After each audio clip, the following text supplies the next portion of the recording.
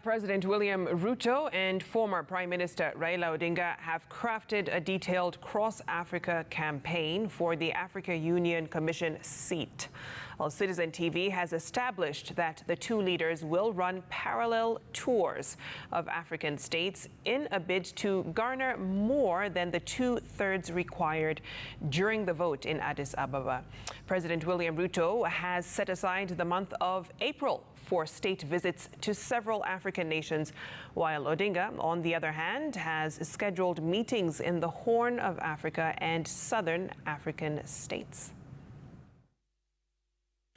Former Prime Minister Raila Odinga has embarked on running a continental campaign across African states to lobby for a resounding win to be the chairperson of the African Union Commission, a position that President William Ruto has marshaled mother ministries in his government to run campaigns on behalf of Odinga.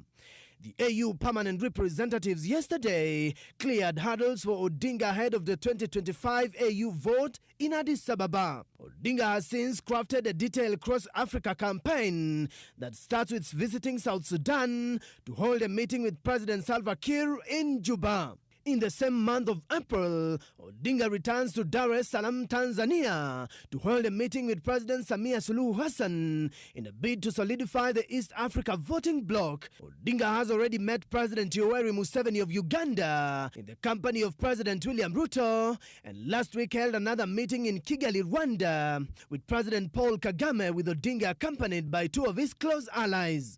Odinga has also scheduled meetings in the Horn of Africa in April, with visits to Djibouti and Ethiopia on his calendar.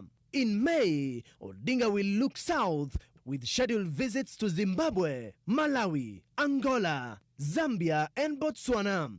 Odinga's visit to South Africa remains unclear, with the Cyril Ramaphosa-led nation on the home stretch of its election campaigns set for May 29th. NC's Ramaphosa and EFF candidate Julius Malema are both eyeing the presidency. Odinga's allies say he has an eye on the May elections in South Africa and will meet the president-elect in Cape Town in June. For President William Ruto, the month of April has been set aside for state visits in Africa, and even though they are meant for the country's interest, the AU Commission chairmanship bid is likely to crop up.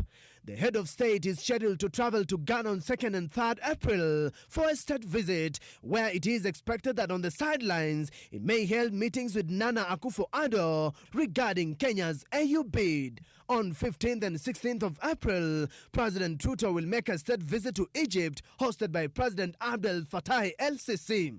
End of April, President Emmerson Mnangagwa of Zimbabwe will host President Ruto for a state visit, with President Ruto's two-day stay in Harare also expected to boost Kenya's AU bid. Stephen Leto, Citizen TV.